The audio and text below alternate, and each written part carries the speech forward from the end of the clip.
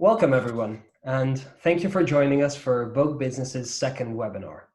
Thank you all for the feedback for our last webinar. Today's topic was largely selected because many of you wanted additional insights on China. So we will be running a poll at the end of this webinar to understand what topics you're most interested in and to help us narrow down the topic for our next webinar. Today, we brought in an expert to give you an update and an on-the-ground view of what is happening in China and why it is important, and especially what can we learn in terms of the Western world from China's new reality as it starts to exit the coronavirus crisis. My name is Gregorio Ossola, and I lead the Insights and Advisory function in London. And it is a pleasure today to be joined by the managing editor of Vogue Business in China. So thank you very much, Yiling, for speaking with us today. Thanks for having me, Greg. And hello, everyone. I hope you guys are safe and well there. And it's really my pleasure to share about what's happening in China with you guys. So many of you will know Vogue Business, but those of you that don't subscribe yet, we are a digital-only B2B global publication, and we publish multiple articles each week, including a highly acclaimed tech and sustainability edits. So please sign up to the newsletter if you haven't done so already. We also have an advisory function that can help you your business tackle challenges drawing from our global network, consumer and industry data, and experts such as Yiling. So if you have any questions about today or how Vogue Business Data and Insights can help your business, feel free to send us an email at ask@voguebusiness.com. We'd love to hear from you. Well, let's switch to today. Today, we're going to focus on emerging trends from China. But why is China so important? Since our last webinar, most of the Western world has entered the lockdown. And on the other hand, China has been slowly reopening with its large-scale industry slowly resuming production and consumers returning to their normal life.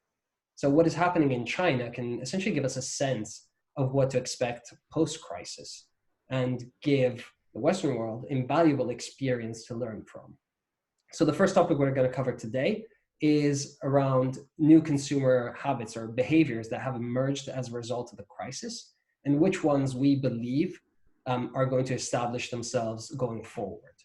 Then we're going to focus on retail and specifically any initiatives that retailers are using to encourage consumers to return to stores.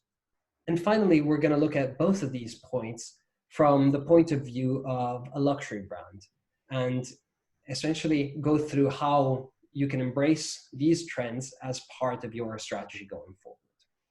So let's start off with the first topic, emerging consumer habits. Thank you again, Yiling, for joining me today. So Chinese consumers, like the rest of the world, have been stuck at home for weeks. Are there any habits and practices that have emerged as a result of this lockdown?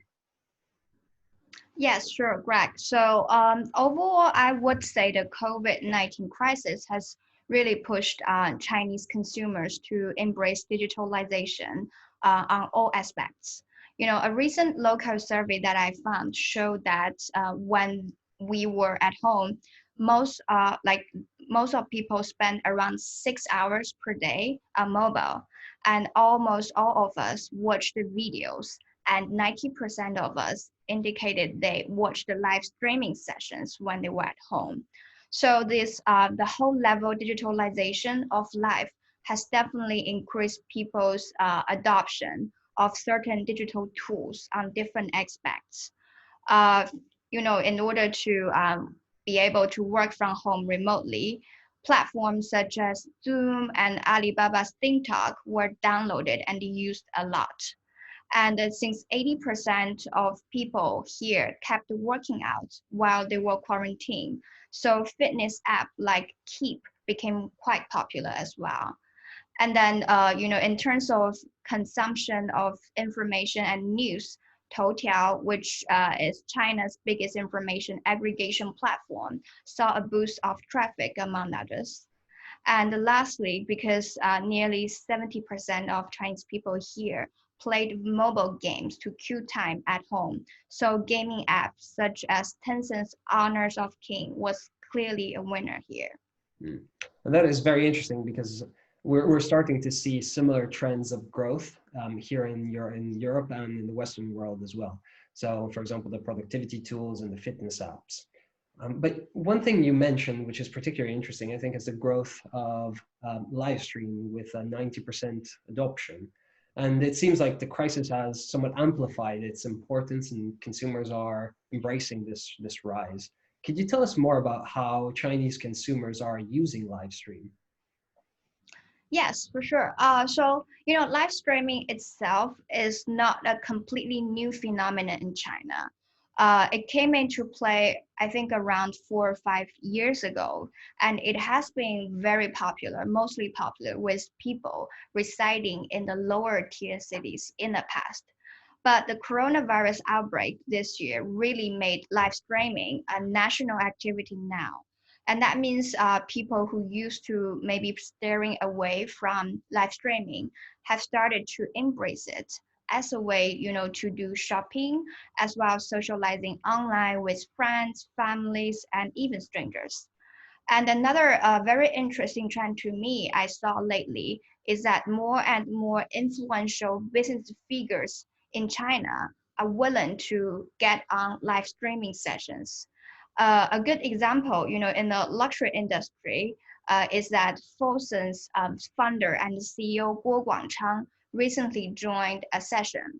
So just some background information on Fosun. Fosun is the Chinese conglomerate that acquired the French luxury brand Lanvin about 2 years ago.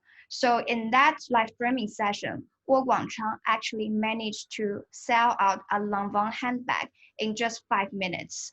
And that handbag was priced over 4,000 US dollars. So it was really impressive, isn't it? Definitely an impressive feat. And what I find even more interesting is how there's been this switch, essentially, that you mentioned, from live stream being an awareness or a content dissemination platform to more of an e-commerce or a platform to do sales on. But you mentioned quite a few different emerging trends here, or consumer trends. In your opinion, are there any ones of these that you think are likely to stay or remain post-crisis? And if so, are there any ones that luxury brands could be using? Yes, I think first of all, I would definitely say live streaming in China is here to stay. And that means luxury brands really need to think about how they can take advantage of this fever. And actually, I saw some brands already started. About 2 weeks ago, Louis Vuitton hosted its first ever live streaming session on Little Red Book, which is a Chinese social commerce platform. And this practice really attracted wide range attention from industry as well as consumers here. And another good example was Burberry. So the brand also did a live streaming session with Taobao Live. And according to the brand, they told me in that single session, they attracted 1.4 million views. So it was super successful. Then on a different note, another aspect I would recommend luxury brands to do is they should continue invest to enhance digitalized shopping experience for Chinese consumers, and they should use technologies such as AI and VI. Here is a great example from the Chinese luxury retailer K11. So they recently released a VR virtual tour feature via WeChat mini program. So anyone with a WeChat can use it. And the feature completely moved the offline mall onto the mobile. You see, I can virtually work around the mall, get into any store to browse their latest collections or check out the sales. And then I can even zoom on one product to see all the details that I want. So, given that Chinese consumers are extremely flexible and adaptive to new technologies, I really think luxury brands have to cater to their rising needs on this front. And that is definitely an innovative way to bring essentially consumers virtually into stores where they haven't been able to go to for quite some time. It's still maintaining that luxury experience online. So to bring this first part together, I think the first question that comes to my mind is how can these trends translate to the Western world? And As I mentioned, I believe that digital innovation and migration are definitely accelerating, and that although somewhat lagging the Chinese level of digital innovation. And secondly, the other part is around live streams. And it seems that these are something that cannot be ignored, whether on the Chinese platforms or using Western platforms such as Instagram. We're aware there are definitely challenges in implementing these live streams. So we've further explored some of these in a recent publication, along with some recommendations on how to do it right on Instagram, in particular basing off examples such as Selena Gomez's Rare Beauty. So I encourage you to read this article if you're interested in that. But then the final and most important thing is whatever strategy you choose to adopt, what is important for all brands is essentially to embrace this change or these changing habits. Be present where your consumers are and engage them through the media or their preferred media. So on that note, we wanted to share some data from our own customer research, consumer research. So you may recall a similar data set from our previous webinar, but here we actually recently collected additional data on luxury consumers and went one layer deeper in the analysis. So on this chart, we are looking at the percentage of respondents likely to make a purchase from each of these channels once things go back to normal or post-crisis. And this was run in China specifically. Now, the growing digitization that Yiling mentioned earlier is also translating into purchase likelihood through digital channels, as you can see from the columns on the far left with brand site e-commerce. But what we also found interesting was that men significantly over-indexed compared to female respondents in their purchase likelihood from either the flagship stores or brand's own click and collect, which are both physical channels. And this preference for a physical environment is particularly interesting if we think about the context of social distancing and the context of a health crisis. And then the final piece that I would like to draw your attention to is the flagship stores and shopping malls or department stores, as these remain two key sales channels for luxury brands, also post-coronavirus. And this is particularly important to keep in mind when we think about, or as we focus on, the next section of our webinar, which is on retail's new reality, or how retail has changed. So retail obviously has been one of the sales channels that has been hit the hardest because shoppers couldn't go to shops.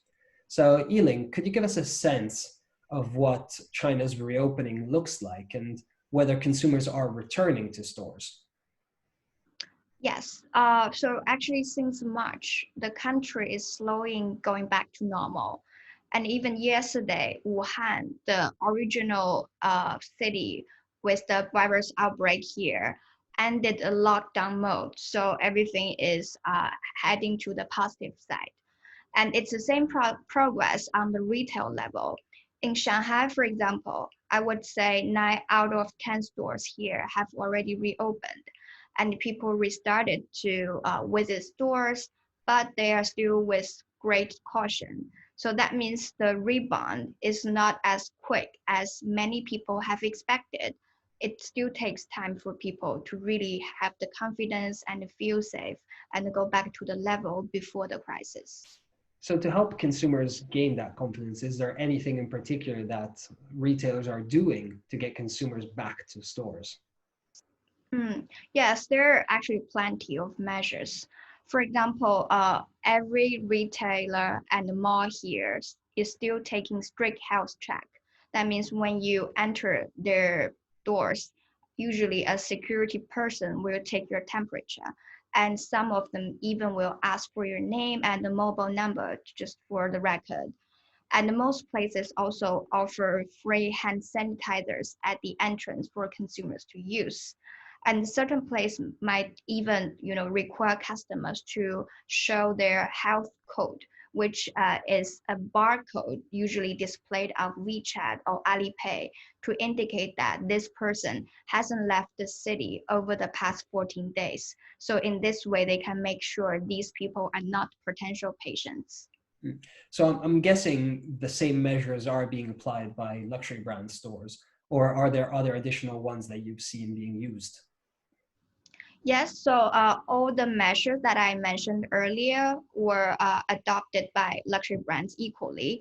And maybe one extra thing I can share is that over the past weekend, I actually visited the Hermes stores on Huaihai Road here in Shanghai, which is the brand's standalone flagship store. As I was talking to the sales associates, they told me they're now making full use of pre-booking feature as a part of their safety measures. And so, with the pre-booking, they would know for sure when exactly their customer would be coming and that they can prepare everything beforehand. So that definitely make consumer feel safer if they come and do the shopping. And that's something perhaps a strategy that other luxury brands should be following as well. So that makes total sense. And one thing though that comes to my mind is one of the key questions here is whether consumers have started making purchases again, because it's all well and good to bring them back to stores, but are they buying? So have consumers returned to spending, and are retailers or brands doing anything to incentivize these sales? Yeah. So I think people definitely started to spend again as they feel better now. And to encourage people to spend more on luxury, I actually saw actually a lot luxury retailers started to offer discounts, even on the most recent 2020 spring summer collection, which usually shouldn't go on sales at this time of the year. And the discount rates that I saw usually vary from 10% off up to 30% off. And they give out discount in different formats, such as through live streaming sessions. So it's quite interesting to me because the fact that they're pushed forward the sales season for the current seasonal collection is a clear sign that they're quite desperate to offset the negative impact that they have experienced in the first quarter. So in that way, I think brands, luxury brands especially, have to be aware the risk associated with the heavy discounts because it poses risks to brand's image or even brand equity as they're no longer in control of the pricing at the moment. Mhm. Yeah, and that makes sense. And getting that fine balance right is always hard. So I'd like to ask you the classic $1 million question. What are consumers buying? Yeah. Oh, okay. As for what they're buying, I got some stats from some retailers. So I saw high-end beauty brand, especially their skincare line, are selling very strongly for the moment. And another quite popular category is the fitness, especially yoga and outdoor apparel are also are selling very well for the moment. I think that implies some, mentality change of Chinese people after crisis. Some of them might want to have more healthy lifestyles other than just showing off, logos or blings as they did in the past. And that may be definitely be a trend that could occur here in the Western world as well. But maybe let's take one step back to the recent past in China when stores were closed, similar to what stores look like now in the Western world, that are shut. I think it is fair to say that not many brands are willing to invest in new ventures because of the missed Q1 and Q2 revenues. So, have you seen any interesting practices from Chinese brands in using essentially their retail assets more efficiently or repurposing them for during the crisis? Yes. So one quite effective way I saw brands here doing and might be used by Western brand is making their sales associates live streamers. This is very popular here because sales typically are already in touch with many VIP clients. It's easy for them to host live streaming session, for example, on WeChat to showcase the latest collections to their most loyal customers. So in that way, they can make sales digitally very easy here. And then another practice I saw luxury brands in China are making is collaborating with local Chinese e-com platforms. So in fact, over the past 2 months, I already seen Prada open a digital store on Alibaba's Tmall. and Lanvin get onto Siku, which is a Chinese luxury e-com platform, and the Vox get onto JD, another e-com platform. I think the main reason behind these moves are the brand realize they can better utilize the resources from these platforms, such as their customer data, their traffic, and the logistics to reach a wider audience during this special moment. So it seems like the perfect time to heavily leverage your CRM systems. So in summary for this section, I think it is important to learn from the Chinese experience on how to creatively, I think, leverage the retail assets, just like Yiling mentioned, particularly when they're closed, and maybe thinking towards the future to start planning for measures or to use safety measures to help consumers or encourage consumers to return to stores and feel safe within these environments. So let's switch to the final part of our webinar. Let's talk about Shanghai Fashion Week. So Shanghai Fashion Week has recently concluded, and now it's time for us to assess whether it was a success or not. And this was definitely a historic fashion week because it was the first one going on purely in digital form.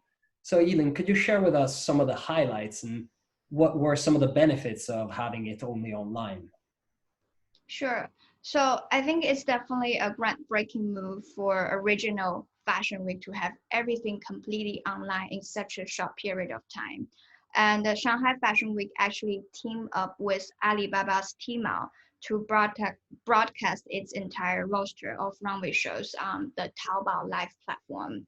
And according to the data provided by Alibaba, from March 24th to 30, they in total broadcast 151 runway shows, which generated 11 million views.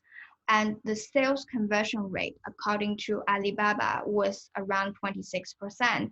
I think to me, it was a pretty decent result. So you see the benefits immediately from doing this.